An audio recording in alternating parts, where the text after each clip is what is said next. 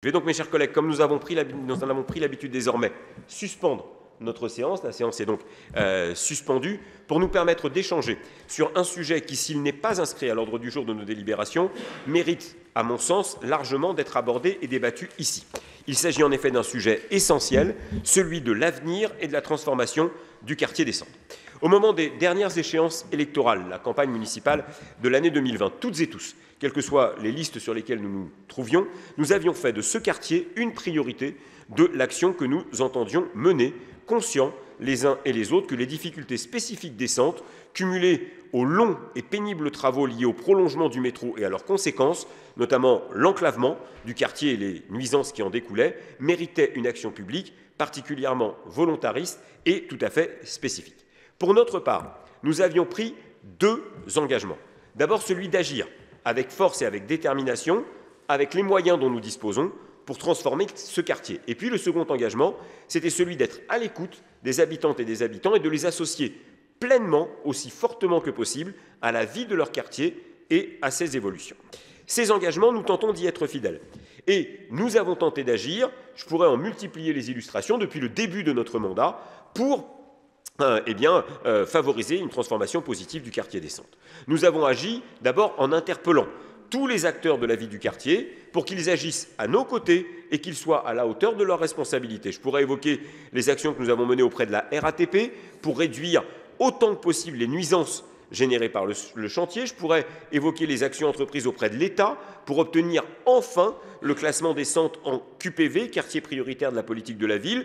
Et j'ai pu exposer directement au cabinet de la ministre de la Ville de l'époque les arguments qui nous faisaient penser que ce classement était tout à fait légitime, sans succès pour l'instant. Je pourrais évoquer les sollicitations que nous avons faites régulièrement à l'État pour qu'il renforce le service public, qu'il affecte davantage de policiers, d'enseignants, d'acteurs de l'école publique, de la prévention, d'autres encore, notamment dans ce quartier. Les sollicitations faites à l'État toujours pour exiger, on porte ce dossier notamment avec Guillaume Lafeuille, la reconstruction du commissariat à proximité du quartier des Centres et du quartier de l'Avenir, pour qu'enfin la ville des Lilas bénéficie d'un commissariat suffisamment vaste, moderne, pour assurer les conditions de dignité du travail des agents et de celles et ceux qui fréquentent cet établissement.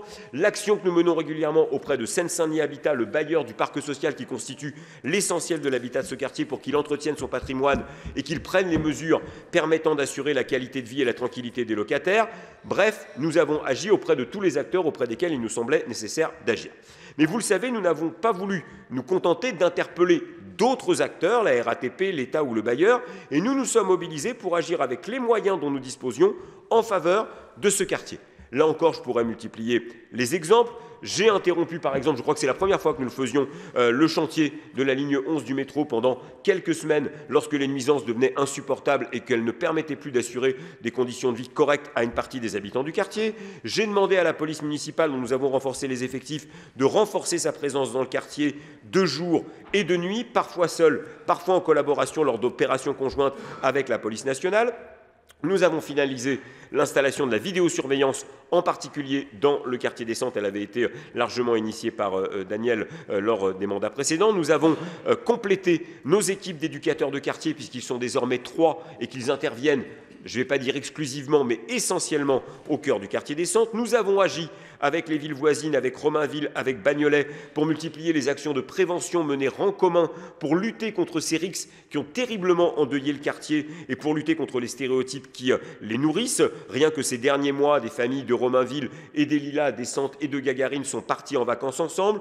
De la même manière, nous avons organisé des activités de loisirs partagées entre jeunes Lilasiens et jeunes Bagnoltais. Nous avons finalisé, en concertation avec nos partenaires, avec les habitants, l'aménagement des abords de la future station de métro Serge Gainsbourg, qui permettra de refaire totalement le parvis au cœur de ce quartier, d'y faire renaître un marché, de le végétaliser, d'y développer une piste cyclable. Nous avons déjà eu l'occasion d'échanger là-dessus. Nous avons démultiplié les activités culturelles, sportives, associatives dans le quartier, des spectacles de rue, des animations sportives, une programmation étoffée à l'espace Louise Michel, des propositions associatives, et je pourrais continuer encore. Mais nous sentons bien qu'il nous faut aller plus loin et agir avec encore plus de force dans la transformation de ce quartier. Nous sommes bien conscients que les moyens nous manquent pour le faire, et c'est pour cela que nous avons choisi d'activer un levier qui nous paraissait utile en la circonstance, l'appel à projet Inventons la métropole du Grand Paris dans sa 3e session. Alors bien évidemment, et Lionel Primo nous le présentera d'ici quelques minutes, nous n'avons pas voulu laisser les équipes candidates agir à leur guise. Et nous avons défini un certain nombre de lignes de force des projets que nous souhaitions voir concourir.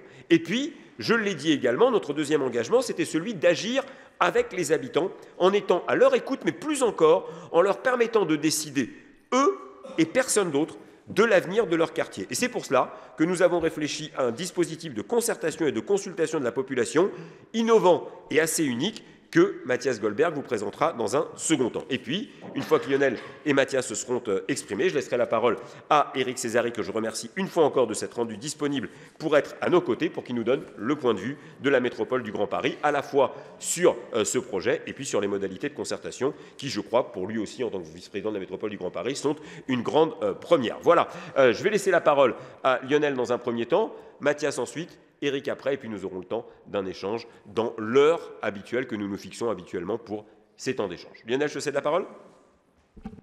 Merci, monsieur le maire. Mes chers collègues, nous sommes en 2023, nous fêterons cette année les 20 ans de la loi Borloo qui a lancé le renouvellement urbain.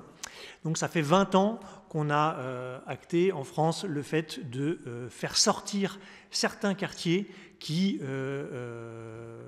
sans une aide exceptionnelle de la part de l'État, risqueraient de s'enfermer dans un malfonctionnement urbain, social et une poursuite des stigmates qui très souvent déjà les frappent. Ce quartier Descente en particulier a, j'allais dire, tous les atours des quartiers qui habituellement sont retenus dans les quartiers en renouvellement urbain. On a un quartier qui est monofonctionnel, on a un quartier qui est très daté d'un point de vue urbain. Ce n'est pas de l'habitat sur dalle, mais c'est un ensemble de tours où on voit quasiment le chemin de grue des grues qui ont servi à le construire. On a des catégories sociales homogènes, pauvres, voire très pauvres. On a, M. le maire l'a rappelé, des phénomènes de violence entre bandes de jeunes qui sont un peu enquistés entre ce quartier et ces quartiers riverains. Bref, il aurait eu toutes les raisons d'être inscrit dans des programmes de renouvellement urbain. Sauf peut-être une seule, et c'est son grand défaut, c'est qu'il est situé en Seine-Saint-Denis, et qu'en Seine-Saint-Denis, il y a déjà énormément de quartiers qui sont éligibles à des opérations de renouvellement urbain et dont la situation urbaine et sociale est pire encore. Mais ce quartier, finalement, situé dans un autre département de France, vraisemblablement aurait attiré l'attention de tous les pouvoirs publics qui auraient dit « on met le paquet là-dessus, il faut en sortir, il faut s'en donner les moyens ». Pas de chance, il est situé là où il est. Ce n'est pas faute pour nous d'être intervenus à maintes et maintes reprises pour demander son éligibilité à des projets en rue, pour demander son classement en QPV. Force est de constater que 20 ans après cette loi, nous n'avons pas obtenu gain de cause sur le classement et donc le déclenchement de tout le dispositif spécifique qui aurait permis de le traiter. Deux solutions, ou bien on s'enferme dans cette position-là et on dit bon, on va continuer à appeler, et puis la loi Borloo aura un jour 20 ans, 25 ans, 30 ans, 35 ans, et peut-être qu'aux 40 ans de la loi Borloo, nous pourrons fêter l'avènement de la reconnaissance de ce quartier en ANRU 3, 4, 5 peut-être. Ou peut-être pas. Et en attendant, qu'est-ce qu'on dit aux habitants ? Prenez votre mal en patience, peut-être que l'ANRU 4, 5, 6 reconnaîtra vos difficultés et les traitera. Ou bien on se dit, tant pis, on va étudier d'autres possibilités d'agir sur ce quartier. Et il se trouve que des possibilités d'agir sur ce quartier, il n'y en a pas non plus énormément, en tout cas de dispositifs un peu exceptionnels, un peu massifs. Et il y en a un qu'on connaît bien à la ville des Lilas, c'est le dispositif, je l'appelle par son petit nom, IMGP, Inventons la métropole du Grand Paris, on va l'appeler par son grand nom, monsieur le vice-président. Cet appel à projet Inventons la métropole du Grand Paris, disais-je, nous le connaissons dans la ville des Lilas, puisque nous avons eu la chance et le bonheur, même si c'est un bonheur parfois pavé d'un certain nombre de difficultés pour le faire aboutir, déjà le plaisir d'avoir un quartier reconnu dans l'IMGP, puisqu'il s'agit du quartier du Fort, dit de Romainville, qui est donc lauréat de l'appel à projet IMGP numéro 1, et que nous sommes en train d'essayer de faire aboutir, concrétiser. C'est un long chemin, mais nous aurons l'occasion d'en reparler plus tard. Et donc, arrivait cette année, l'année dernière plus exactement, un nouvel appel à projet lancé par la métropole du Grand Paris, Inventons la métropole du Grand Paris 3. Et donc nous avons décidé de postuler au nom de ce quartier pour pouvoir obtenir un soutien de la métropole en ingénierie, de faire réunir, j'allais dire toutes les bonnes fées, en tout cas toutes les bonnes intentions, toute l'intelligence humaine, urbaine, d'aménageurs, d'urbanistes, de promoteurs, de cabinets de conseil qui se mettent autour de ce quartier pour arriver à en penser les dysfonctionnements, à en penser les perspectives de sortie et nous proposer une solution. C'est un appel à projet qui a rencontré, de la part des professionnels en tout cas jusqu'ici, un immense succès. Quand on a lancé les premiers, je ne sais plus qu'on appelle ça, là, les data rooms de consultation pour les groupements potentiellement intéressés, ça a rencontré un immense succès. Pour finir, 12 groupements se sont constitués et ont répondu à l'appel à projet. Nous en avons, en 2022, éliminé un certain nombre. Nous avons retenu que les dossiers solides amenés à concourir dans la deuxième phase du concours. Et c'est cette deuxième phase qui va arriver cette année en 2023, pour laquelle nous avons retenu 4 groupements. Et ces 4 groupements ont pu donc travailler de façon un petit peu plus poussée sur leur vision du quartier et en 2023 vont proposer à la ville, mais surtout aux habitants, leur vision, des visions qui, espérons-le, pourraient être appropriées par les habitants et faire émerger un projet consensuel qui permettrait de lancer quelque chose de tout à fait concret sur ce quartier. Ces 4 projets vont être présentés dans leurs grandes lignes dans les semaines qui viennent à tous les Lilasiens. Nous allons avoir un processus de concertation dans lequel tous les Lilasiens pourront être amenés à faire état de leurs commentaires, de leurs appréciations, de leurs impatiences, de leurs critiques, de leurs souhaits de voir évoluer même tel ou tel projet. Et puis, après cette étude, j'allais dire qualitative, en tout cas de remontée de commentaires de la part des Lilasiens, viendra le temps du vote. Le temps du vote, lui, est un vote que nous avons choisi d'être un petit peu plus resserré, puisque nous avons choisi de concentrer le vote sur les habitants du quartier. Alors le quartier pris dans son sens un peu plus large, ce n'est pas uniquement les habitants locataires de Seine-Saint-Denis Habitat dans le périmètre restreint du quartier, mais c'est un périmètre un petit peu plus large, le quartier et ses abords immédiats, mais nous avons fait le choix de ne pas étendre ce vote à toute la ville pour une raison assez simple. Moi qui préside un bureau de vote dans ce quartier, je peux en témoigner, c'est un quartier où malheureusement la participation citoyenne dans les processus électoraux est plus faible qu'ailleurs. Et si nous avions choisi d'ouvrir la participation à tous les Lilasiens, nous prenions un risque qui est un risque important, de voir participer et voter tous les Lilasiens, sauf ceux qui sont les premiers concernés, c'est-à-dire les habitants directs du quartier qui seraient mis en minorité et qui auraient vu leurs voisins, si je puis dire, ou leurs voisins lointains, s'exprimer à leur place sur l'avenir de leur quartier. Or, c'est un quartier, vous le connaissez, en tant qu'élu, vous devez, ou en tant qu'habitant, vous devez le fréquenter. C'est un quartier qui, jusqu'à présent, en tout cas aujourd'hui, sans doute un peu moins demain avec l'arrivée du métro en particulier, est assez peu fréquenté par les gens qui ne l'habitent pas. De sorte que les gens qui habitent le quartier des Centres nous présentent souvent comme ça en disant il y a nous et puis il y a les autres. Donc il était important que ce nous puisse faire l'objet, enfin soit le vecteur de l'expression politique de l'avenir sur ce quartier. Donc c'est vraiment un choix qui est très important pour nous d'avoir une expression, un choix qui soit formulé par les habitants du quartier. Nous avons, et je pense, vous nous le direz, monsieur le vice-président, pris une option qui est une option forte en matière de concertation, puisque nous faisons le choix de nous en remettre aux habitants du quartier. Et c'est le projet qui retiendra l'adhésion des habitants du quartier des Centres qui sera le projet qui sera défendu par la ville. Et je pense que c'est quelque chose qui est tout à fait significatif. Vous avez sous vos yeux un petit livret qui vous présente dans le détail les dates, les jours de la concertation. Je crois que je ne vais pas être plus long si je ne veux pas prendre trop de temps sur la partie débat. Je pense que la plus importante, c'est que nous ayons ce débat. Et donc, je vous remercie, monsieur le maire, de m'avoir laissé la parole. Merci beaucoup, Lionel. Je la cède sans transition à Mathias, qui va, lui, davantage nous développer ce processus de concertation que tu nous as vendu, mais dont il va falloir maintenant avoir un peu plus de contenu. C'est ce que va faire Mathias. Merci à toi.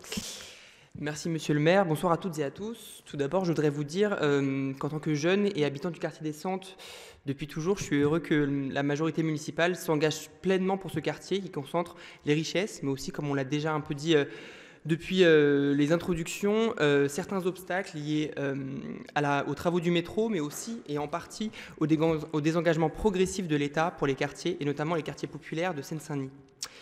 Le fait que notre conseil municipal se saisisse et engage un débat en séance plénière sur le devenir de ce quartier, le quartier des Sentes, montre pleinement la reconnaissance de ces enjeux, de toutes ces composantes. Donc, comme l'a expliqué Lionel Primo et Monsieur le maire, et comme l'expliquera Monsieur le vice-président, sur les détails de ce projet, on a aussi rappelé que l'ambition d'IMGP3, notamment au quartier des Sentes, était associée à une vraie volonté d'associer les Lilasiennes et Lilasiens à la concertation, mais surtout les habitants du quartier des Sentes, comme l'a rappelé Lionel Primo. Ce conseil municipal nous permet donc d'entrer dans une nouvelle phase de concertation qui constitue donc une démarche inédite puisque la ville des Lilas a fait de la dimension participative de ce projet une exigence incontournable en impliquant directement les actrices et les acteurs du quartier. Des premiers temps d'échange ont eu lieu au printemps dernier avec des balades urbaines, des échanges, des débats. Et aujourd'hui, la démarche va entrer dans une nouvelle phase de concertation avec différents temps que je vais vous présenter. Le but est donc de préparer le vote qui aura lieu dans les prochaines semaines, le 25 mars, et d'inciter à la plus large participation des Lilasiennes et des Lilasiens. Cette concertation, comme cela a été dit, sera ouverte à toutes, avec une plateforme numérique, des rencontres en physique, un certain nombre de pieds d'immeubles, de débats, de concertation, avec une campagne de communication qui sera massive sur les panneaux municipaux, dans les boîtes aux lettres, pour multiplier tous les dispositifs qui permettront de faire participer encore plus les habitantes et les habitants du quartier, comme Lionel Pimot l'a rappelé, qui participent souvent un peu moins aux votes électoraux. Donc pour se faire une idée, il y aurait un revue de projet qui sera fait avec 4 équipes qui ont été désignées, qui ont été présélectionnées et qui aura lieu notamment le 18 mars, comme je vous expliquerai un peu plus tard. Le calendrier donc, de cette démarche inédite, on va débuter donc ce soir en conseil municipal et après vous allez avoir un certain nombre d'événements. D'abord, on va avoir dans l'infolila de ce mois-ci qui va présenter la démarche et le calendrier de cette concertation.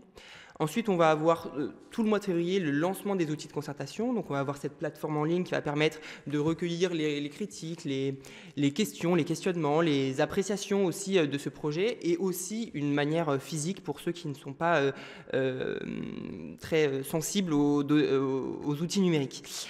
Bien sûr, il y aura des espaces en mairie, à la DGST, qui est pas très loin, à la direction des services techniques, qui est pas très loin du quartier des Sentes et qui est compris justement aussi dans ce dispositif, et à l'espace Louis Michel, au cœur du quartier des Sentes.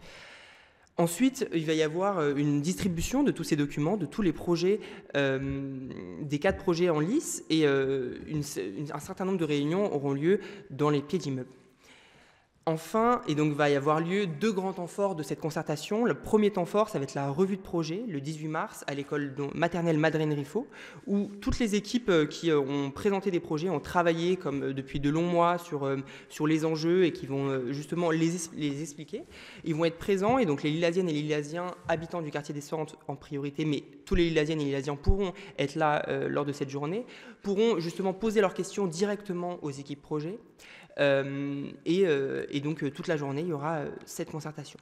Et donc la semaine suivante il va y avoir cette journée de grand vote, comme l'a expliqué Lionel Primo, ça va être une journée importante parce qu'on souhaite que la participation soit la plus large et la plus large possible donc dans ce périmètre que vous pouvez voir sur le livret que vous avez sur votre table. Et l'idée c'est que un maximum de personnes puissent participer, donc il y aura un certain nombre de dispositifs de communication évidemment en amont, mais surtout le bureau de vote sera ouvert bien sûr dans les horaires les plus larges possibles, et surtout ce qui est important de le retenir, c'est que le vote sera ouvert aux personnes de plus de 16 ans, donc qui est quelque chose d'important que l'on souhaite mettre en place, et surtout les personnes qui ne sont pas forcément inscrites sur les listes électorales. Donc nous connaissons quel type de population ça peut être, et c'est un engagement fort que l'on a aussi. Et donc chaque personne qui pourra avoir un justificatif de domicile qui correspond au secteur qui est prédéfini pourra venir se présenter et voter ce jour-là.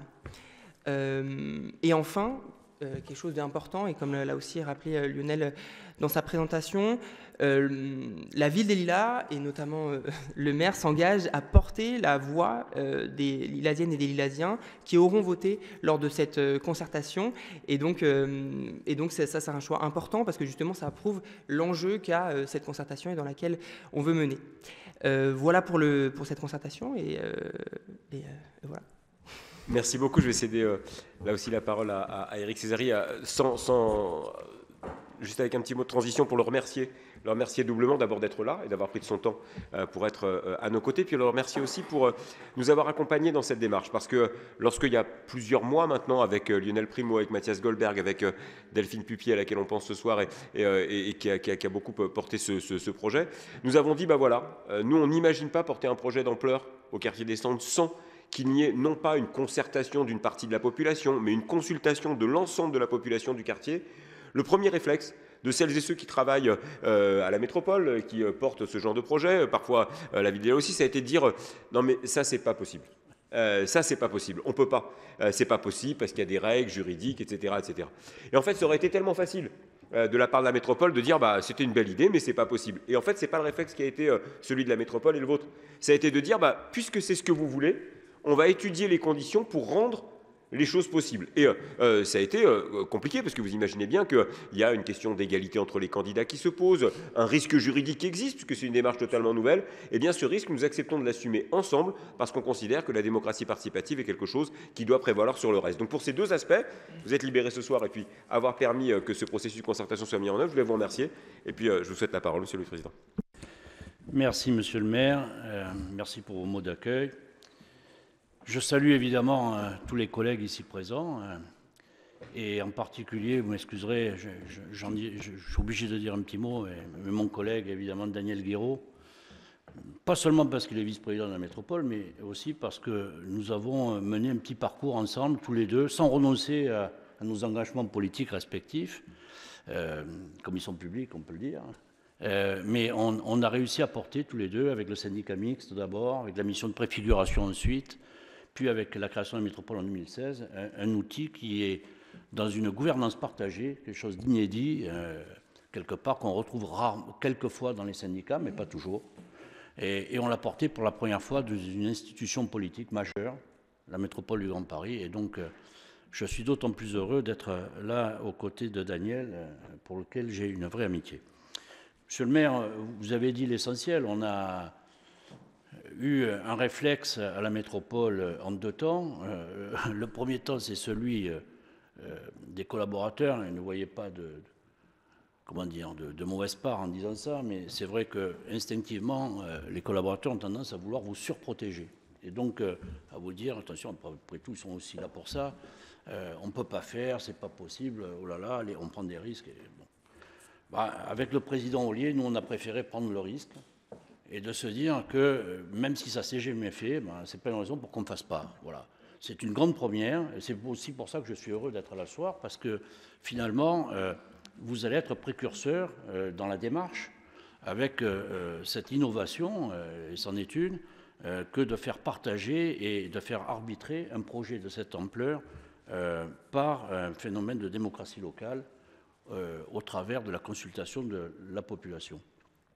Donc, nous sommes engagés là-dedans. Nous n'étions pas seuls dans cette démarche, puisqu'il a fallu que les candidats, les groupements, soient d'accord et acceptent cette règle du jeu nouvelle. Ils l'ont fait assez facilement, je dois dire. Hein. Ils ont accepté de jouer le jeu. Et donc, j'espère que ce sera quelque chose de suffisamment fort. Mais j'en doute pas, parce que je crois que la participation ici sur la réflexion sur ce quartier est assez forte déjà engagée, donc soulève beaucoup d'intérêt. Mais si le résultat est fort, ce sera un résultat duplicable pour d'autres dossiers, dans d'autres secteurs, et c'est extrêmement important. Inventons la métropole apporte plusieurs avantages. Le premier, c'est que nous avons une oreille attentive de la part du gouvernement, ce qui n'est pas toujours le cas quand une municipalité lance un projet. Là, du fait que c'est la métropole, il y a un axe de travail, ça peut faciliter les choses sur un certain nombre de cas. Ce n'est pas pour vous directement, mais c'est vrai que parfois sur le foncier, par exemple, ça a permis de régler un certain nombre de sujets avec la PHP ou avec la SNCF, etc. Contrairement à la première version, dans la version 3, l'État n'est pas membre du jury, mais ils se sont associés de manière très officielle, puisque le Premier ministre de l'époque, Jean Castex, a mis dans Inventon 3 un certain nombre de sites des gares du Grand Paris Express, en plus de celles de la première version. Et donc il y a de la part de l'État un accompagnement qui peut se révéler utile dans le cadre de ce concours qu'est Inventons la métropole du Grand Paris. Le deuxième avantage d'Inventons la métropole du Grand Paris, et qui vient évidemment abonder votre démarche, c'est que les groupements sont des équipes complètes, constituées dès le départ, avec l'ensemble des talents, des process, des besoins qui peuvent être clés pour la réussite d'un projet, et surtout d'un projet de l'envergure de celui que vous portez ici au Lilas. Équipe complète qui va jusqu'à l'insertion dans le dispositif. On a eu un peu de retard à l'allumage, je le reconnais volontiers dans Inventon 1, avec les start-up.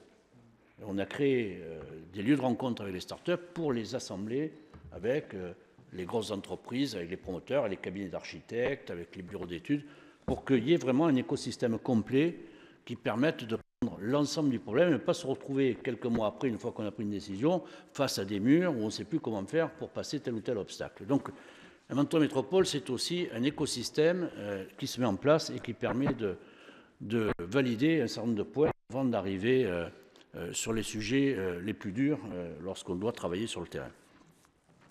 Troisième avantage, peut-être, c'est que Inventons la métropole, par sa dimension, a attiré la plupart des acteurs sur des dossiers et des sujets qu'ils n'auraient pas regardés en temps normal.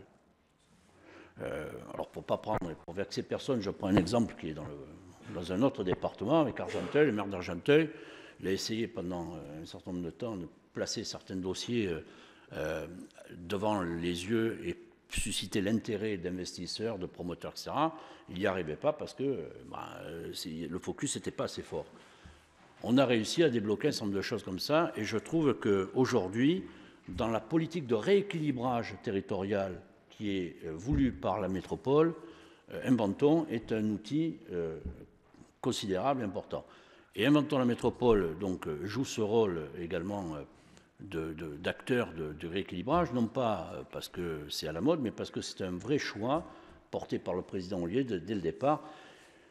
C'est probablement pas pour rien qu'il a demandé, lors de l'Inventon 1, que l'élu de l'Ouest parisien que je suis, c'est-à-dire un élu des Hauts-de-Seine, élu de la ville de Courbevoie qui porte sur son territoire la moitié du quartier d'affaires de la Défense, d'ailleurs, j'aggrave mon cas puisque j'étais président de la communauté d'agglomération qui regroupait uniquement Courbevoie et Puteaux, c'est-à-dire le quartier d'affaires de la Défense, voilà. Et donc, c'est probablement un signal assez fort qu'il a voulu donner en disant que le rééquilibrage via Inventons la métropole, dans la version 1, c'est Césari qui le portait, quoi. Voilà. Et donc, je suis très heureux parce que je crois qu'on a réussi justement à transcender un certain nombre de clivages là-dessus et à faire comprendre que l'intérêt de chacun, c'était un développement harmonieux de cette métropole. Le quartier que vous avez mis, le quartier des centres, que vous avez mis dans le Inventon 3, est en plus un quartier sur lequel on a un regard attentif, puisqu'il y a l'arrivée d'une nouvelle ligne de transport en commun, et que tout ça doit permettre un développement général. Or, si on loupe le virage du développement de ce quartier au moment de l'arrivée des nouveaux moyens de transport, évidemment, après, ce sera beaucoup plus compliqué de le rattraper. En tout cas, la volonté de la métropole, et je termine là-dessus, et je l'assume en tant que président du jury à vos côtés, monsieur le maire, c'est d'essayer d'avancer le plus loin possible en embarquant tout le monde dans la volonté municipale. Sachant que la volonté municipale, c'est celle de l'intérêt général, ce n'est pas celle de la municipalité au sens politique du terme, mais vraiment dans une démarche globale. Et c'est la raison pour laquelle on trouve que et je reboucle et je finis là-dessus, cette démarche participative de démocratie locale qui vous amène à interroger la population, à faire choisir la population sur un des 4 dossiers restants, dossiers qui ont été assez nombreux, monsieur le maire, hein, avec des qualités parfois très différentes, mais dans tous les cas, il n'y avait vraiment aucun dossier qu'on aurait pu juger inférieur à ce qu'on pouvait attendre sur une demande de ce type. Donc vraiment, on a eu un beau choix, et ce qui reste, c'est-à-dire les 4 finalistes, je pense, vont offrir des solutions innovantes, je l'espère en tout cas, et suffisamment fortes pour que ce quartier prenne un nouveau départ. Excusez-moi de le dire comme ça, mais c'est la démarche qui le veut. Moi, je ne porte pas de jugement, évidemment, sur la ville des Lilas. Je disais tout à l'heure, avant le début de la séance, quand nous étions ensemble, que c'était la première fois que j'étais dans cette salle du conseil municipal des Lilas. Non, pas au Lilas. Pourtant, je suis venu une fois, mais pas en conseil. Enfin, pas le conseil. Et ça ne veut pas dire que j'y reviendrai en conseil municipal, parce que ça serait en 2026, j'en sais rien, on ne sait pas. Mais bon, on n'en est pas là. Mais en tout cas, non, je compte bien vous accompagner jusqu'au bout sur la réussite de ce projet. Et vraiment, monsieur le maire, je tiens à vous remercier d'abord d'avoir fait confiance à la métropole, mais de nous avoir apporté cette dimension supplémentaire avec l'innovation de ce soir. Merci beaucoup. Je vais ouvrir la parole à celles et ceux qui souhaitent la prendre en rajoutant 2 éléments de remerciement qu'on n'a pas cités jusqu'à présent, que je voudrais absolument faire avant qu'on puisse échanger. Le premier, c'est dire un mot de remerciement à Seine-Saint-Denis Habitat, parce que ce projet n'aurait pas pu voir le jour sans Seine-Saint-Denis Habitat. Il se trouve que ce quartier est marqué par un foncier qui est pour l'essentiel contrôlé par Seine-Saint-Denis Habitat. Alors, on a cette habitude au Lilas de déposer des projets sur du foncier qui ne nous appartient pas. On l'avait fait avec le Fort sur du foncier qui appartient à l'armée. On le fait cette fois-ci sur du foncier qui appartient pour essentiellement à Seine-Saint-Denis Habitat. Si Seine-Saint-Denis Habitat avait d'emblée dit « je refuse d'entrer dans cette logique-là », ça n'aurait pas été possible. Et donc, je veux les associer, Stéphane Troussel lorsqu'il présidait Seine-Saint-Denis Habitat, Mathieu Monod aujourd'hui, à ces remerciements. Et puis remercier les services de la ville qui se sont mobilisés et qui, eux aussi, ont été dans une démarche nouvelle pour eux également, acceptant cette idée d'une consultation de la population qui n'était pas naturelle et pas évidente. Je pense évidemment à la direction générale, à Thomas Boquillon, à Nathalie Dreyer-Garde, la directrice générale des services techniques, et puis à Julien Trucarta, directeur de l'urbanisme, qui ont porté ce projet, beaucoup qui continuent à le porter énormément, et qui là encore auraient pu essayer de mettre toute leur énergie à nous convaincre que ces modalités de concertation et de consultation étaient une mauvaise chose, mais qui au contraire ont mis toute leur énergie à essayer de voir comment est-ce qu'on pouvait les mettre en œuvre, et de cela je veux les remercier également. Voilà, j'en ai fini pour ma part. Je cède maintenant la parole à celles et ceux qui souhaitent la prendre pour un débat que j'imagine riche, parce que je n'imagine pas que sur le quartier des Centres, nous ne discutions pas et nous ne débattions pas. Eh bien alors, si tu veux bien prendre la parole, Patrick, on te la donne. Merci. Merci, monsieur le maire. Bonsoir, messieurs, dames. Je fais une intervention au nom du groupe communiste. Le quartier des Centres a toujours été au cœur de nos préoccupations depuis que nos prédécesseurs et nous sommes aux responsabilités sur la ville en 2001. Beaucoup d'aménagements ont été apportés. Reconstruction de l'école Madeleine Riffaut, de la crèche municipale, de l'espace culturel Louis Michel, jusqu'à l'arrivée future de la station de métro, et ont montré que la majorité municipale a depuis 2001 beaucoup œuvré pour ne pas en faire un espace oublié au bout de la ville. Ce projet de transformation du quartier des Centres ne peut qu'avoir notre approbation, tout d'abord sur les aspects de mixité comme fil conducteur. Mixité sociale avec de nouveaux logements pour permettre l'accession à la propriété de celles et ceux qui le désirent du quartier et aussi les nouveaux habitants. Mixité écologique en apportant de nouveaux espaces verts, en renaturant ceux existants et en améliorant les points d'eau avec installation de fontaines et de brumisateurs pour faire face aux grandes chaleurs qui arrivent maintenant quasiment chaque année. Il est important également de tenir compte du souhait des habitants de voir des commerces de proximité avec des locaux plus modernes à la sortie du métro Serge Gainsbourg, qui devrait rendre le quartier plus attrayant pour les commerçants. Espérons aussi enfin qu'une banque s'y installera. on y posera au minimum un distributeur de billets, tant attendu par les habitantes et les habitants, que le marché tel qu'il est prévu se réinstallera sur la dalle et pourquoi pas s'étendra de plus de commerces. Que les services publics autres que l'école et le centre Louise Michel pourraient peut-être s'y installer et pourquoi pas une épicerie solidaire, un café associatif. Pour nous, ces espaces d'activité commerciale, associative, sportive, doivent être pensés pour que ces moments de partage et d'échange favorisent le vivre ensemble. Nous sommes convaincus que c'est en occupant l'espace qu'on aura aussi une autre image de ce quartier. Il faudra également tenir compte des conditions de stationnement actuelles des véhicules des habitants. Nous pensons ici aux emplacements de parking extérieurs qui pourraient laisser place à des espaces verts plus agréables et répondant ainsi aussi aux besoins d'îlots de fraîcheur l'été pendant les canicules. Ces espaces parking devraient être déplacés sur des stationnements souterrains à proximité des habitations. Il faudra veiller à ce que ces emplacements soient proposés aux résidents actuels à un tarif identique à celui payé aujourd'hui à Seine-Saint-Denis Habitat. Concernant la démarche de participation des habitants du quartier pour choisir le projet qui leur convient, nous trouvons cette démarche très intéressante. Avec les autres élus de la majorité et Monsieur le maire, nous participerons aux réunions d'immeubles et de quartiers, comme nous l'avons toujours fait pour les présentations de divers projets et différents projets. Nous espérons que la population du quartier s'emparera de ces projets et que les habitantes et les habitants se sentiront légitimes pour apporter leur avis. En effet, ce n'est pas toujours évident de se dire que sa voix compte autant qu'un ou qu'une autre et que les élus ne décident pas du tout. C'est un exercice que d'apprendre à se faire confiance soi-même pour apporter son idée et qu'elle est au moins aussi légitime qu'une autre. Alors oui, on rentrera dans une nouvelle phase de travaux qui durera plusieurs mois.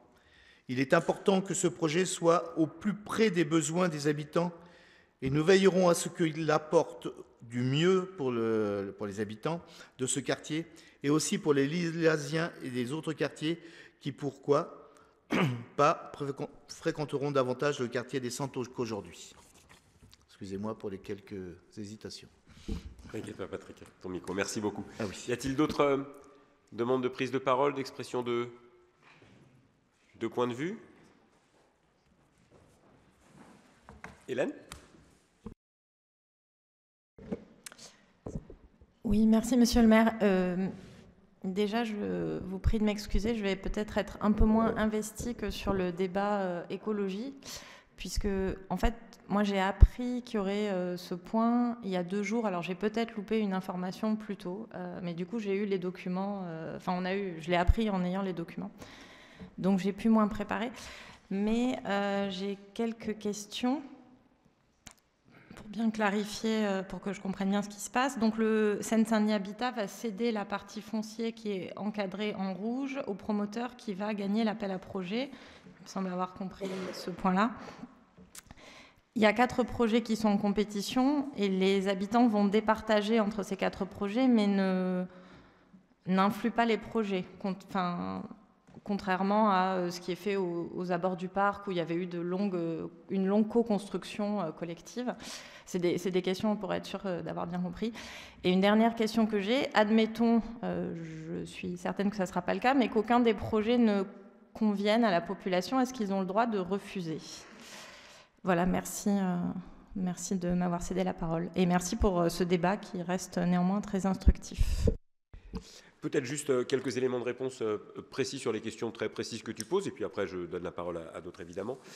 Sur le fait qu'on allait évoquer cette question en conseil municipal, ça a été abordé déjà lors des conseils municipaux précédents, parce qu'on avait fixé le planning de ces temps d'échange déjà depuis un moment, et donc on l'avait évoqué lors au moins des 2 précédents conseils municipaux, mais voilà, on peut passer à côté d'une information, c'est tout à fait possible.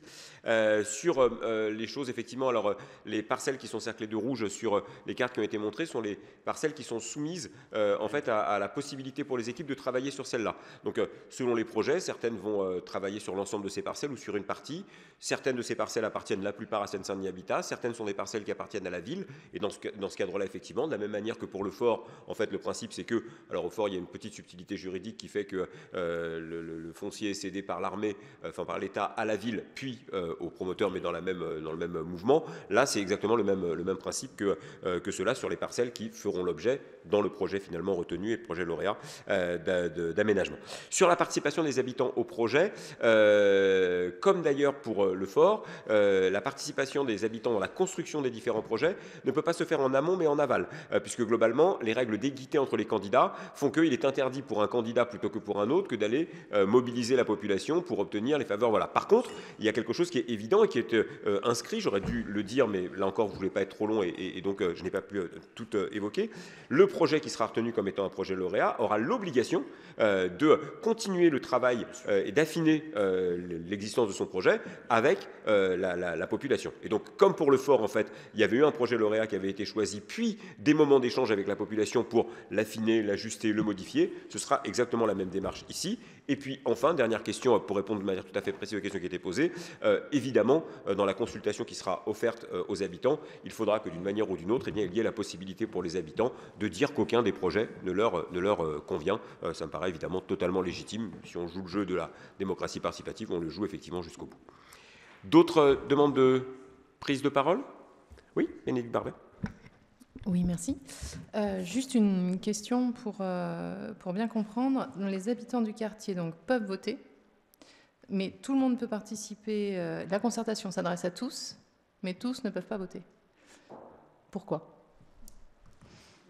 Alors, je crois que ça a été expliqué par Lionel Primo. Il y a d'autres arguments qui pourraient tout à fait être évoqués. Oui, il nous semble qu'un projet de cette ampleur nécessite que l'ensemble des Lilasiens puissent d'une manière ou d'une autre exprimer leur point de vue sur les différents projets. Et donc, nous mettons en œuvre un certain nombre d'outils de concertation qui seront ouverts à l'ensemble des Lilasiens, des registres via la voie numérique ou via des registres physiques qui seront présents à la mairie, à la DGST ou à l'espace Louise Michel. Et donc, par ce biais-là, les Lilasiens pourront tout à fait donner leur avis sur les projets, celui qu'ils préfèrent, qu'ils n'aiment pas, globalement sur la démarche, etc. etc.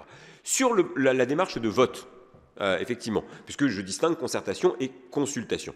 Il y avait effectivement deux possibilités. La première possibilité, c'était d'ouvrir à l'ensemble des habitants des Lilas la possibilité de voter. Et là, il est fort probable qu'il y aurait eu davantage de votants extérieurs au quartier des Centres que de votants du quartier des Centres. Et c'est cette considération qui nous a conduit à privilégier un vote limité en fait au quartier directement concernés, parce que ça nous paraissait donner la parole véritablement aux habitants du quartier des Centres. Et puis moi, je veux le dire de manière tout à fait claire, les deux points de vue se défendaient. Tout à fait, un vote large ou un vote plus restreint. Politiquement, il aurait presque été plus facile d'avoir un vote large, parce que ça aurait été la garantie d'avoir davantage de votants et de pouvoir afficher un chiffre en disant « Oh là là, regardez le nombre de personnes qui ont voté ». Ce n'est pas le choix de la facilité qu'on a fait, et j'y reviendrai.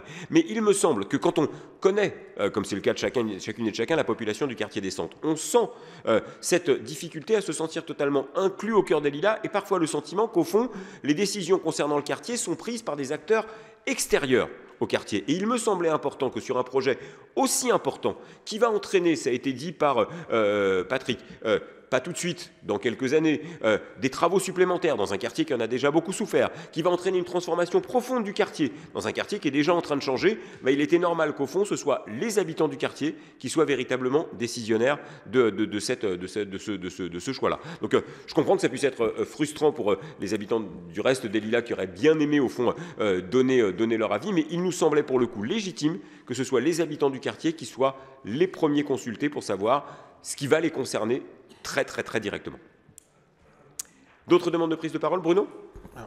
Oui, mais dans la continuité de ce que Bénédicte disait, je ne sais pas si ça a répondu. En tout cas, moi, je n'ai pas entendu la question dans ce sens-là. En fait, j'ai entendu la question dans l'autre sens.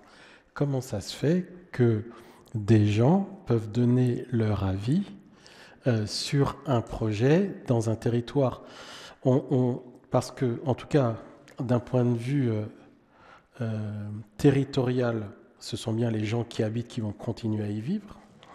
Et de l'autre côté, si on sait déjà qui participe peu, la majorité des gens qui vont faire des recommandations, des propositions ou avoir des réflexions seront des gens qui n'y habiteront jamais. J'entends que tous habitent dans la ville des Lilas, mais je trouve qu'en matière d'appropriation d'une population, de son environnement de vie, on est en train potentiellement, ça ne veut pas dire que ça se passera évidemment, mais en tout cas de prendre un risque qui est que ceux qui donneront un tempo de transformation soient globalement ou majoritairement des gens qui n'y vivront jamais. Et je me posais la question, en quoi des gens qui n'y habitent pas, qui n'y habitaient pas et qui n'y habiteront pas savent mieux ce que les gens qui y habitaient, y vivent et y vivront ont besoin. Et d'autant plus qu'en plus la spécificité de la population de ces quartiers-là n'est pas...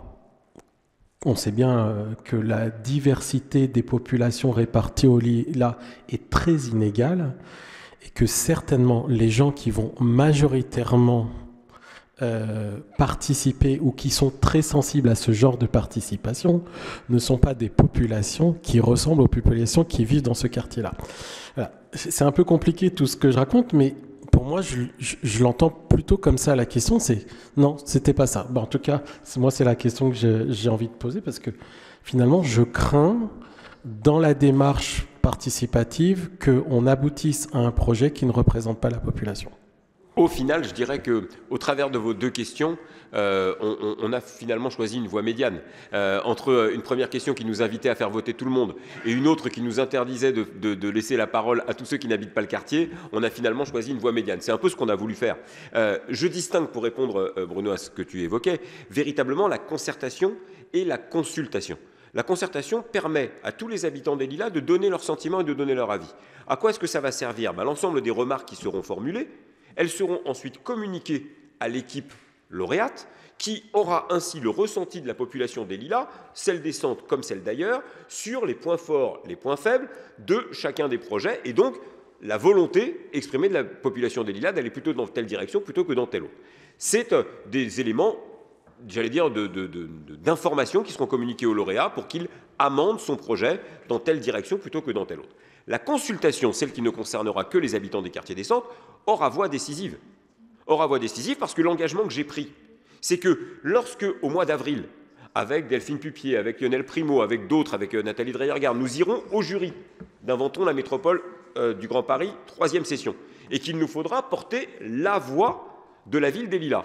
Eh bien, je prends l'engagement de porter la voix de la ville des Lilas sur le projet qui sera ressorti lauréat de la consultation des habitants. Et donc là, dans cette consultation, il y a véritablement une voix décisionnelle. Alors, ça ne sera pas la seule voix, puisqu'il y aura la voix de la métropole du Grand Paris, qu'il y aura la voix de Seine-Saint-Denis Habitat, qu'il y aura la voix d'Est Ensemble, puisque nous sommes sur un projet d'aménagement et que c'est Est Ensemble qui porte la compétence d'aménagement, mais traditionnellement, et je parle sous le contrôle du vice-président, la voix du maire a un poids important dans ce jury-là, et donc cette voix, elle sera entendue. Donc oui, tous les Lilasiens pourront donner leur avis sur les projets, pourront donner leur avis sur les orientations qui leur sembleront souhaitables ou pas souhaitables, mais celles et ceux qui conditionneront le vote de la ville des Lilas dans le cadre de ce jury, ce seront exclusivement les habitants du quartier des Centres.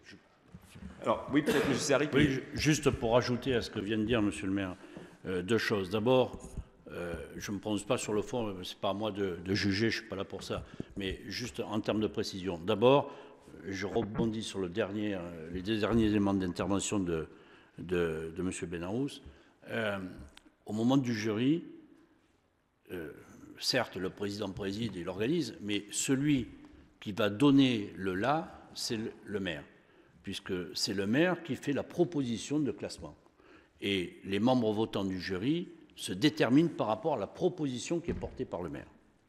Donc c'est la garantie d'une métropole qui est la métropole des maires, c'est que ce sont les maires qui, en quelque sorte, décident, en tout cas, impulsent, évidemment, ont la priorité. Pas au point de faire n'importe quoi, mais j'ai jamais vu un maire faire n'importe quoi. Jamais. Voilà, surtout ça n'existe pas. Surtout pas au Lilas. Surtout pas au Lilas. Surtout pas au Lilas. Surtout pas au Lilas. Bon. Le deuxième point de mon intervention, c'est de dire que si nous avons, et j'ai ma part de responsabilité là-dedans, si nous avons accepté cette démarche de concertation-consultation en deux temps, c'est parce que notre vision, mais on n'est pas obligé de la partager, hein, c'est qu'en fait, on travaille sur 3 niveaux.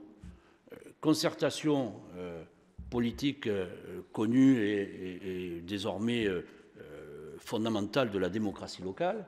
C'est pour ça qu'on a des adjoints de quartier. Alors, je ne sais pas si vous en avez ici, mais enfin, a priori, tout le monde en a. Enfin, voilà, c'est la loi maintenant. Hein. Bon. Donc, la concertation, c'est un fondement de la démocratie locale. Donc, concertation, ça implique tout le monde dans le territoire de la ville. Consultation, c'est la nouveauté. Bon, on fait un choix de dire que ceux qui vivent à un endroit sont les mieux placés pour faire un choix. Et le 3e niveau pour nous, c'est la garantie de l'équilibre qui doit être celle exprimée par le conseil municipal et donc par le maire. Parce que le 3e niveau, la garantie de la vue d'ensemble et du choix équilibré, en tout cas porté par l'idée de l'intérêt général, de l'intérêt commun, c'est forcément celui du conseil municipal et des élus. Parce que la représentation démocratique, qui est celle de l'élection, elle nous donne à chacun de nous, vous ici, moi ailleurs, la responsabilité d'être porteur de l'ensemble. Voilà. Donc je vous donne juste l'explication de la position de la métropole. Voilà. Après, je ne dis pas que il ne peut pas y avoir d'autres positions ou que c'est la meilleure. Enfin, nous, on a cru que c'était la meilleure de notre point de vue. Voilà. Je n'ai aucun doute de votre démarche qui prend le pari d'appliquer ici et dans ce projet-là une nouvelle expérimentation d'une forme de démocratie qui a existé. On peut reprendre les écrits du père d'Amos Gitaï, notamment en tant qu'architecte, qui a notamment travaillé sur la construction d'immeubles ou d'ensemble d'immeubles en concertation et en construction partenariale avec les habitants. Je n'ai pas de doute là-dessus que vous avez envie d'adhérer et que le sens du projet, c'est cette forme d'adhésion. Je n'ai aucun doute non plus quant à la capacité totale de Lionel à porter la voix d'un vote démocratique qui aura eu lieu. Je n'en ai aucun doute. Ce n'était pas mon propos. Mais si je prends ma casquette de psychologue, et si je prends ma casquette de ce que je sais de l'influence des majorités actives et des CSP fortes, je sais que dans une discussion, ceux qui sont en capacité de prendre la parole, et on fait tous plus ou moins de la politique ici, et on sait à quel point la puissance des mots et surtout la capacité de ceux qui portent les mots ont sur les autres, je crains, dans cette démarche-là, qu'il y ait des influences majoritaires qui se dessinent, qui ne portent pas la voix de la population ultra-locale. Et donc la proposition qu'il me semblerait intéressant de faire, c'est de garder pourquoi pas cette dimension à l'échelle des Lilas, mais de pouvoir aussi s'engager dans une dimension de concertation ultra-locale pour voir s'il y a une concordance entre l'attente ultra-locale et l'attente d'une population à l'échelle d'une ville. Et connaissant la typologie des Lilas quand même un petit peu, en tout cas on la connaît tous ici, je crains qu'il puisse y avoir des différences et qu'à la fin, les gens ultra-locaux soient déçus de l'influence du projet. Mais parce qu'on connaît ce qui se passe sur les gens qui peuvent être influencés parce qu'ils n'ont pas cette aisance du politique et des mots. La fin du processus nous dira ce qu'il en a été. C'est trop tôt pour le dire. Et quand on fait quelque chose d'innovant, on prend forcément un risque. J'y reviendrai tout à l'heure. Mais je crois, et Mathias voulait prendre la parole et je vais la lui redonner, que nous allons tenter cela. Je ne dis pas qu'on va le réussir, je dis qu'on va le tenter. Dans une dizaine de jours. Alors bien sûr, il y aura eu avant un article d'Info Lila qui présente à l'ensemble des Lilasiens la démarche de concertation et de consultation qu'on va mettre en œuvre. Mais dans une dizaine de jours, il y aura dans les boîtes aux lettres de tous les habitants du quartier des documents qui présenteront les 4 projets qui ont été réalisés par les 4 candidats. Alors, en fonction d'un canevas que nous leur avions donné pour garantir la stricte égalité entre eux, mais c'est les habitants du quartier qui recevront. Alors, bien sûr, les autres pourront aller sur Internet pour se documenter, on ne cache rien au reste de la population, mais c'est eux qui recevront ces documents-là. La semaine d'après, avec Lionel Primo, avec d'autres élus, nous serons dans les halls des immeubles du quartier, pour permettre à tous les habitants du quartier qui le souhaitent de venir à notre rencontre, nous interroger sur les projets, sur le processus de concertation, etc., etc. Au mois de mars, Lorsqu'il y aura la revue de projet, c'est au cœur du quartier, à l'école Madeleine Riffaut, qu'on invitera tous les habitants du quartier pour venir rencontrer les 4 candidats et leur poser l'ensemble des questions, écouter leur présentation. Et le 25 mars, ce n'est pas dans toute la ville, mais c'est à l'école Madeleine Riffaut, au cœur du quartier, que les habitants du quartier, et encore uniquement ceux-là, pourront prendre position et voter. Je ne sais pas si ce sera suffisant pour impliquer les gens du quartier. On va essayer de le faire au maximum et de leur permettre de se forger un avis le plus éclairé possible et donc le plus indépendant de l'ensemble des contingences extérieures, celles que tu évoquais, comme d'autres. On va en tout cas essayer de s'en donner les moyens. Voilà, c'est quand on fait quelque chose de nouveau, on prend un risque. Le risque, c'est de le réussir ou pas. En tout cas, je crois qu'on s'en serait voulu de ne pas tenter cela. Voilà, de ne pas tenter de donner la parole aux habitants du quartier, de leur laisser la possibilité de choisir leur avenir. On prend ce risque-là. On verra bien ce que ça donne après. Je pense que... Vous connaissez la phrase fameuse, le pire des risques, c'est de ne pas en prendre. Exactement. Exactement. Mathias, tu voulais prendre la parole ? Oui, je voulais un peu répondre sur ces différents points, en tout cas sur les spécificités qui sont faites au quartier des Centres. Et c'est vraiment ce qu'on a voulu faire, ces 2 temps. Et en fait, j'ai un peu de mal du coup à comprendre la proposition qui est de vouloir complètement restreindre la concertation. L'idée, c'est justement ça, c'est justement de donner la parole à ses habitants. Et moi, je suis en tout cas, je l'espère, je suis assez certain que pour participer, pour animer, pour être habitant de ce quartier depuis maintenant de nombreuses années, je suis sûr que c'est des habitants et des habitantes du quartier des Centres qui ont envie de participer. Comme l'a rappelé Monsieur le maire au début de ce débat, c'est que c'est des habitants qui souvent expriment le fait de se dire on prend souvent des décisions d'un autre bout de la ville, on prend des décisions qui viennent de la mairie et nous on n'est pas écoutés, nous on ne vient pas nous voir. Nous on est un peu la partie exclue de cette ville-là, de la ville des Lilas. Et donc, à mon avis, quand on va leur proposer ces démarches, quand on va leur proposer justement ces pieds d'immeubles, ces rencontres, c'est justement ce vote, c'est ça qui vont permettre. Et je suis tout à fait d'accord avec justement votre intervention justement sur l'influence des grandes voix qui peuvent porter, qui peuvent influencer le vote. Déjà, on verra combien il y a de votants, hein, mais on va voir quelle influence ça peut avoir. Mais ce qui est sûr, c'est que justement, dans ces pieds d'immeubles, normalement, ils ne seront pas là, ou ils seront là parce qu'ils connaîtront les dates. Et ce qui est sûr, c'est qu'ils ne seront pas là dans les boîtes aux lettres de tous les habitants, et on leur laissera justement cette possibilité. Donc je suis d'accord avec votre intervention, mais d'un autre côté, c'est justement tout ce qu'on a voulu mettre en place avec les spécificités de cette ville, et c'est un quartier qui veut participer, donc faut lui laisser cette possibilité. Et puis juste pour compléter la réponse de Mathias, on ne peut pas empêcher des voix qui ont envie de s'exprimer. Et même si on avait voulu limiter au maximum la consultation et la concertation à la population du quartier, je ne me voyais pas organiser une revue de projet ou des réunions de quartier en demandant avec des vigiles à l'entrée la carte d'identité des gens pour savoir où est-ce qu'ils habitaient, les empêcher d'entrer. Donc de toute façon, ces gens-là auraient pu venir et auraient pu s'exprimer. Donc plutôt que de le faire dans le sentiment qu'en fait cette parole elle est forcée, autant la permettre, autant l'inclure dans ce processus de concertation, lui permettre que cette parole s'exprime, mais avec un statut clair. On va concerter l'ensemble de la population des Lilas et on va consulter la population du quartier des Centres. Lionel ? Oui, je vais vous parler de la suite des événements. Peut-être un petit mot d'abord sur le processus de concertation lui-même. Je ne reviens pas sur ce que vous venez de dire, tant Mathias que Monsieur le maire. Je reconnais, Bruno Zilberg, que la décision publique, ça fait peur pour des gens qui ne sont pas habitués à la décision publique, qui ne se sentent pas autorisés à y participer. Pour vous dire, et je vais dans ce sens d'une certaine manière, les dossiers que nous ont remis les candidats, un dossier, ça fait, je n'ai pas compté le nombre de pages, mais quelque chose comme 200-250 pages. Il y a 4 groupements candidats, donc à lire, ça fait quelque chose entre 800 et 1000 pages. Donc, qui va lire entre 800 et 1000 pages? Sans doute pas tout le monde. Moi, je vais les lire, bien sûr, j'ai déjà commencé à les lire, les services vont les lire, bien sûr, mais les autres groupements vont lire les uns les autres les propositions de leurs concurrents. Certains citoyens particulièrement armés et motivés sur ces sujets vont lire ces 800 à 1000 pages. Mais pour d'autres, c'est à la fois impressionnant, chronophage, bref, dissuasif. C'est la raison pour laquelle on a demandé à tous les groupements de résumer leurs propositions dans un 4 pages dont on a forcé le format. C'est-à-dire que c'est un 4 pages où on leur demande de répondre à des questions précises.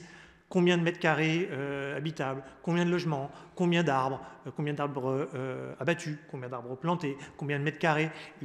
Tous ils doivent répondre au même canevas pour que quelqu'un qui n'a pas le temps de lire 1000 pages ait le temps au moins de lire 4 fois 4 pages, en essayant de comparer en disant ce programme-là, ah oui, il est d'accord, et qu'il se fasse une idée générale. Ça permettra de valider et de faire valider des intentions sans rentrer dans le détail, même si bien évidemment l'intégralité des dossiers pourra être consultable et consultée par ceux qui désireraient s'approprier de façon plus approfondie les questions. Pour ce qui est de la suite, ensuite, bien évidemment, les projets, même le projet retenu, partons sur le projet qui sera retenu, il sera bien évidemment pas figé.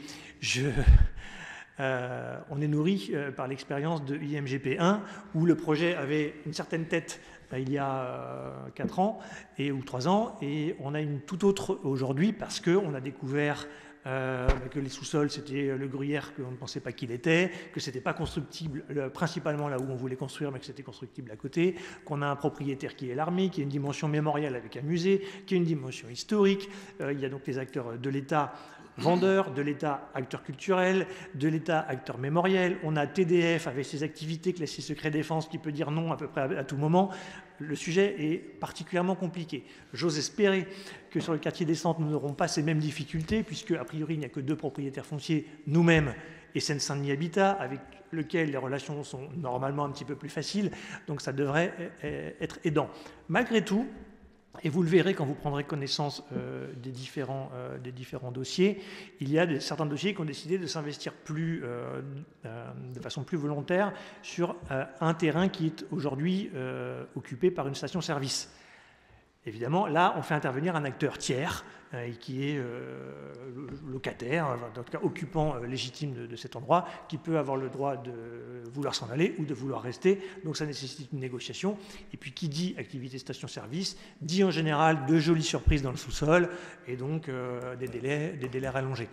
Donc ça, évidemment, on ne va pas vous garantir, si jamais le projet devait investir, le projet retenu devait être celui qui investissait de façon plus volontaire ce périmètre de station-service, qu'on n'aurait pas des ajustements à faire. Donc bien évidemment, il faudra en faire. Il y a la question des parkings silos, la question du stationnement qui, sans doute, dans tous les projets, devra donner lieu à des discussions assez approfondies avec toutes les parties prenantes, et ce sera sans doute un petit peu plus long que ce que racontent les porteurs de projets. Et puis je profite d'être là, même si c'est peut-être un tout petit peu en avance, pour vous dire que de nombreux lauréats prévoient de céder une partie des terrains dans des formes juridiques qui s'appellent une AFUL, qu'on a connues dans d'autres projets, et qui sont en général une solution de facilité pour les promoteurs et aménageurs, mais qui sont une solution de grande difficulté pour ensuite les villes qui vont devoir gérer ces AFUL, qui sont des associations foncières urbaines libres, dans lesquelles on intrique de façon assez approfondie et assez inextricable ensuite le public, le foncier public, le foncier privé, les voiries, les réseaux. Et j'appelle de mes voeux, je vous le dis, monsieur le maire, si nous pouvions, mais comme j'ai déjà fait cette alerte sur IMGP1, si nous pouvions nous épargner la création d'AFUL et pousser pour que tout ce qui relève de foncier privé soit géré en privé et que tout ce qui relève de foncier public revienne dans le champ du public, ça nous évitera pour les décennies à venir bien des ennuis. Alors, je propose de clore avec les derniers qui voudraient prendre la parole et qui s'inscriraient maintenant, parce qu'on dit qu'on reste dans le cadre d'1 heure pour ce débat. J'ai Christophe Akis qui voulait prendre la parole. J'ai Daniel Guiraud. S'il n'y a pas d'autres demandes de prise de parole, je propose de conclure ensuite. Bruno Zilberg. Donc 3 prises de parole, je conclus. Ça va à tout le monde comme ça? Alors Christophe, à toi. Oui, non, moi ça va être très court. Tout d'abord pour dire bonjour à Delphine qui nous regarde et qui regrette de ne pas être avec nous sur ce dossier. Et voilà, et d'autre part... Mais qui sera avec nous sur la suite du traitement de ce dossier. Qui sera justement, j'espère qu'elle a bien noté les dates et de toute façon elle est au courant, elle suit. Et je suis ravi qu'on n'ait pas à lire les 1000 pages, ça c'est sûr, et que j'ai hâte, comme je pense l'ensemble d'entre vous maintenant, de découvrir les 4 projets synthétisés et puis d'aller à la discussion avec les gens du quartier et des Lilas. Voilà. Merci Christophe. Daniel? Oui. Lionel Primo parle d'or lorsqu'il nous suggère d'éviter des formules de style AFUL. Effectivement, d'ailleurs, au Lila, on connaît, c'est pas tout à fait une AFUL, mais au quartier des Bruyères, où nous avons une copropriété de copropriété, ce qui ne manque pas de poser d'énormes problèmes. Donc, autant que faire, éviter ce genre de formules juridiques, essayer de faire simple, parce qu'une chose est la construction. Autre chose, c'est l'exploitation, la gestion, l'entretien du patrimoine dans la durée, quoi. Et je dois dire de ce point de vue que le quartier des Centres est un exemple tout à fait particulier parce que quartier des centres. Alors, c'était des cités-jardins, on a fait passer des bulldozers parce qu'il fallait loger des gens, il fallait construire. Donc, on a construit certes un peu trop, à R+18, mais néanmoins de la belle construction. Et par rapport au chemin de grue, petite nuance, hein, les immeubles sont en quinconce, c'est pas le chemin de grue basique comme celui de chemin vert à Bobigny, par exemple. Donc, c'était assez intelligent dans la construction.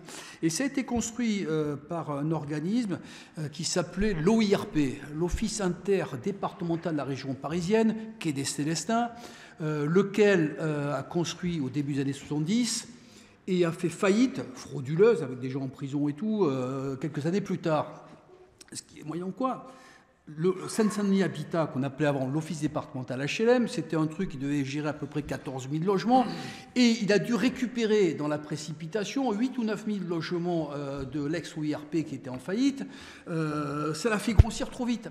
Et donc, on n'a pas pu assurer de façon satisfaisante la gestion du patrimoine du quartier des centres. Ce qui fait que les habitants, les primo-arrivants, ont trouvé que c'était magnifique. C'était, moi, tout ce qu'ils me racontent quand ils sont arrivés, c'était génial, quoi. C'était beau, c'était propre.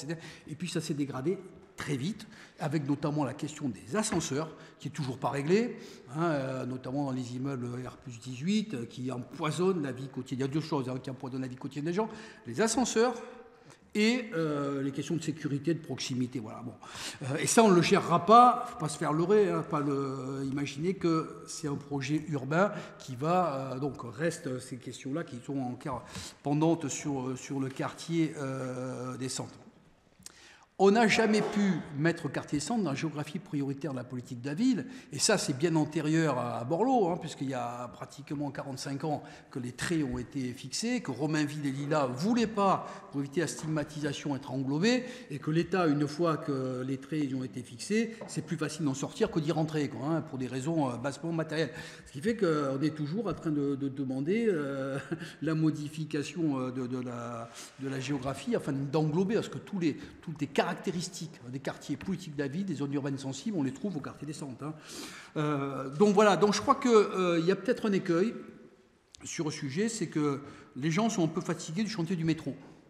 En même temps, on ne peut pas trop traîner, il ne faut pas qu'il y ait une rupture de charge, si je puis dire, entre l'arrivée du métro et la rénovation du quartier, pour une histoire de cohérence. Hein. Donc je crois qu'il va falloir tenir ça un peu par tous les bouts, mais je crois qu'il est important d'arriver à le faire assez rapidement, et de toute façon ce ne sera pas une nuisance aussi forte que celle du métro, loin s'en faut. Rien n'est pire qu'un métro, hein, quand on fait une... c'est terrible pour les gens, voilà. Mais je pense que c'était la bonne formule de passer par IMGP3, D'abord, non seulement parce qu'Éric Césari gère ça excellemment, mais c'est IMGP3, on a un peu l'habitude maintenant, et je me souviens de l'enjeu que c'était IMGP1, on avait utilisé le pavillon Baltard. Nous, on connaît très bien le pavillon Baltard parce que chaque hiver, il y a 800 seigneurs des Lilas qui font le repas des anciens au pavillon Baltard. Et je me souviens, le premier pavillon Baltard, on ne savait pas trop si on allait faire du monde. C'était archi-comble. On avait des centaines et des centaines d'architectes, d'urbanistes, de promoteurs qui étaient présents. Là, bon, ça marche bien. Donc ça, en fait, IMGP, il y a deux choses. La première, c'est respecter les choix des municipalités, des maires. Et là-dessus, depuis les dizaines de projets qu'on a fait, on n'a pas une seule récrimination, donc je pense que ça fonctionne. Deuxième, c'est, ça a été dit par Lionel, assurer de la visibilité. C'est-à-dire, il y a parfois des délaissés de terrain ou des quartiers qui ne supposent pas forcément que les équipes s'y intéressent comme ça, de prime abord, spontanément. Et là, avec tout le panel, c'est un peu le MIPIM de la métropole, quoi, hein. Ouais. Ça arrive, ça consulte tout ça, et puis y compris des équipes qui n'avaient pas du tout l'intention au départ d'aller s'intéresser au site Alpha, eh bien, ils vont aller sur le site Alpha parce qu'ils auront découvert à ce moment-là. Donc je crois que c'est une bonne occasion, et les 4 qu'on a retenus, je pense, sont solides, quoi, hein. Après, il faudra voir comment on procède. Voilà. Donc je crois que c'est une chance pour le quartier des Centres, parce que avec la genèse du quartier que je rappelais en quelques mots, il y a un sentiment qui est inscrit dans les têtes et qu'on n'arrive pas à extirper, et pour des bonnes raisons, malgré le fait qu'on ait refait une école, qu'on ait fait des tas de choses, un centre culturel réhabilité, etc. C'est l'idée qu'il y a un trait là qui va du quartier de l'Avenir à la piscine Floréal, et que si on est quel côté on est du trait, on est vraiment au lilas ou pas vraiment au lilas. Donc voilà, c'est ça qu'il faut casser avec ce projet, et je pense qu'il faille le faire aussi pour ça, hein, pour que plus personne ne puisse se dire bah, moi je ne suis pas vraiment au lilas. On va peut-être remettre ce quartier véritablement dans la vie de Lila comme il ne l'a jamais été. Voilà. Merci beaucoup. Bruno, comme dernier intervenant, avant que je dise quelques mots de conclusion. Oui, juste une petite proposition. Est-ce qu'il y aurait la possibilité pour la population que les 4 fiches à lire, qui résument des centaines de pages, soient mis en audio? En audio? Oui. Ah, on n'y avait pas pensé. Parce que je ne suis pas certain que tout le monde sache lire. Oui. Et que tout le monde, et que ça permettrait également de prendre en considération des personnes porteurs de handicap. On va soumettre ça aux équipes de la communication. Je ne leur avais pas posé la question, mais on va le soumettre. Sachant que vous verrez ces documents, mais dans la contrainte très forte qu'on leur a imposée, il y a beaucoup de visuels qui sont difficiles à traduire en audio. Mais pour tout ce qui relève du texte ou des chiffres, c'est en tout cas tout à fait possible. Alors peut-être quelques mots de conclusion pour vous remercier toutes et tous de votre participation à ce débat. Dire que moi j'ai une conviction, et cette conviction je la porte avant même d'être maire, c'est que le quartier des Centres, il est aujourd'hui un tournant. Ce tournant, il s'appelle le métro. Dans 1 an, ça va très vite, hein, dans 1 an, le métro sera là. Dans 1 an, les abords du métro, l'esplanade Serge Gainsbourg, sera réhabilité. Dans 1 an, si tout se passe bien et si on a bien fait notre travail, Patrick l'évoquait dans son intervention, le marché reviendra au cœur du quartier des Centres. Dans 1 an, il y aura une piste cyclable qui passera Maréchal Leclerc et qui prolongera celle du boulevard de la Liberté. Dans 1 an, on aura planté, Nathalie Drégram me donnerait le chiffre précisément, moi je me tromperais, des dizaines et des dizaines d'arbres dans ce quartier. Dans 1 an, tout cela aura changé. Moi, je suis convaincu que ces changements, ils sont positifs.